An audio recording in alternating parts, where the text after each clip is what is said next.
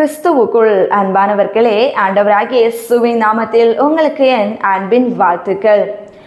என்னதான் நம்மை அதிகமாக நேசிக்கிற உறவுகள் இருந்தாலும், எவ்வளவோ நமக்கு நன்மைகள் செய்தவர்கள் நம்மோடு கூட இருந்தாலும், அவர்களுடைய ஆளுகையின் கீழ் வாழ வேண்டும் என்று கர்த்தர் நமக்கு கற்றுக் கொடுக்கவில்லை. அவர்களை நேசிக்க வேண்டும். அவர்கள் செய்த உதவிகளை மறக்காமல் நன்றியுள்ள இருதயத்தோடு கூட வாழ வேண்டுமே தவிர, அவர்களுடைய வார்த்தையின்படி அவர்களுடைய கட்டுப்பாட்டிற்கு கீழே வாழ வேண்டும் என்று வேதம் நமக்கு சொல்லிக் கொடுக்கவில்லை. வேதத்திலே ஒரு காரியத்தை நான் சுட்டி காட்டுகிற பொழுது, நியாயாதிபதிகளின் புஸ்தகம் 8ஆம் அதிகாரம் அதனுடைய 22, 23 வசனங்களை நம்ம தியானித்தோம்னா, அந்த இஸ்ரவேல் ஜனங்களை, அந்த சேபா சல்முனா இப்பேற்பட்ட மீதியானர்களின் ராஜாக்களை எல்லாம் கிதியோன் மூலமாக கர்த்தர் தோற்கடித்து, அந்த மீதியானுடைய கையில எல்லாம் இருந்து விடுதலையை கர்த்தர் வாங்கி கொடுத்து, இந்த ஜனங்களுடைய சிறை இருப்பிலிருந்து கர்த்தர் ஒரு விடுதலையை கொடுத்தார் இல்லையா?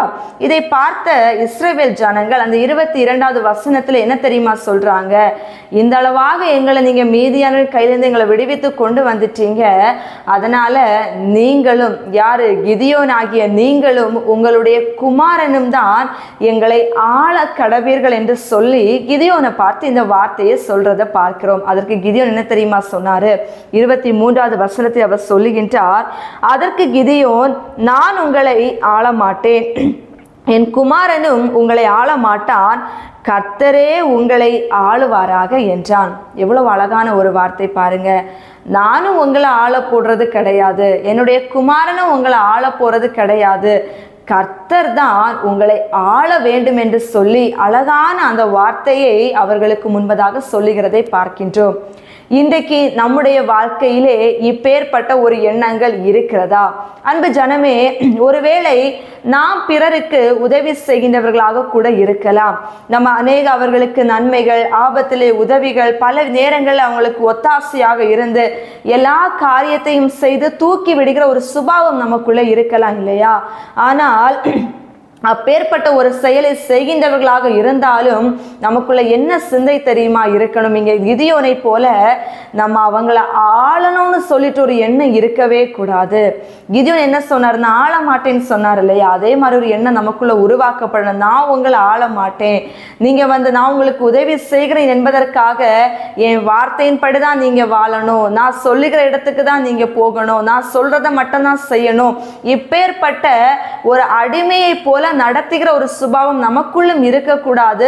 நாமும் அப்பேற்பட்ட ஒரு நிலைமைக்குள் யாருடைய வாழ்க்கையிலும் என்ன செய்யக்கூடாது? செயல்படவும் கூடாது. அன்பு ஜனமே, இன்றைக்கு அநேகர் இப்பேற்பட்ட காரியங்களை செய்கிறவர்கள் உண்டு இல்லையா? தேசத்திலே நன்மையை செய்வாங்க, ஆனா அவங்களுடைய என்ன சொல்லுவாங்க? எங்களுடைய ஆளுகையில தான் நீங்க வாழணும், எங்களுடைய கண்ட்ரோல்ல தான் நீங்க வாழணும், எங்களுடைய பேச்சுக்கு கீழே தான் நீங்க செயல்படணும்னு சொல்லிட்டு எல்லாவற்றிலும் தாங்களையே மேன்மையாக கருதி பேசுவாங்க.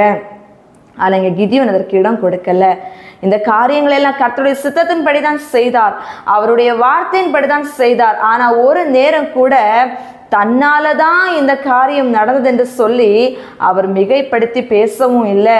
நான் இங்கே இருந்ததுனால தான் இந்த ராஜாக்களை தோற்கடிக்க முடிந்தது என்று சொல்லி ஒரு வார்த்தை அவர் பேசவும் இல்லை.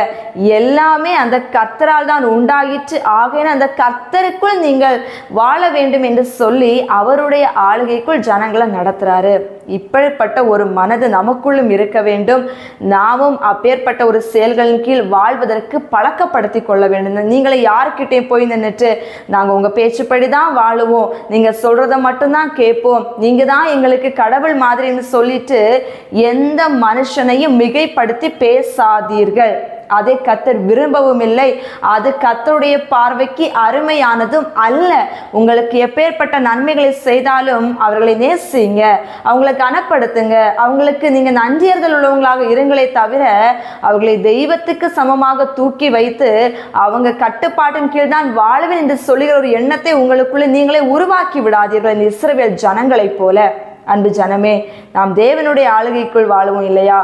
ஆண்டவராகிய இயேசு கிறிஸ்து பூமிக்கு வந்த பிறகு கூட அவர் எப்பொழுதுமே தனக்கு மகிமை சேர்க்க வேண்டும் என்று செயல்படலை இல்லையா? அவர் கிதியோனை போல அவர் பிதாவுக்கு மகிமை சேர்க்கும்படியே வாழ்ந்தார். அதே போன்று நாமும் தேவனுக்கு மகிமை சேர்க்கும்படி அவருடைய ஆளுகைக்குள் வாழ்வதற்கு வழிகளை ஒப்பு கொடுப்போம். தேவன் நம்மை அவருடைய சித்தப்படி ஆண்டு தயவுள்ள ஒரு வழிகளிலே நடத்தி செல்வார். ஜெபிப்போமா?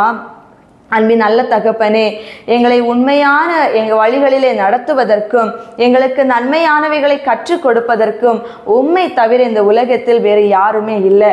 எங்கள் இருதயத்தில் என்ன இருக்கு, எங்களுடைய எதிர்காலத்தின் வாழ்க்கைக்கு என்ன தேவை, நாங்கள் எந்த வழியில யாரோடு செயல்பட்டா எங்கள் வாழ்க்கை நன்மையானதாக இருக்கும் என்று சொல்லி எல்லா விதமான காரியங்களையும் நன்கு அறிந்தவர் நீங்க மட்டும்தானே அப்பா.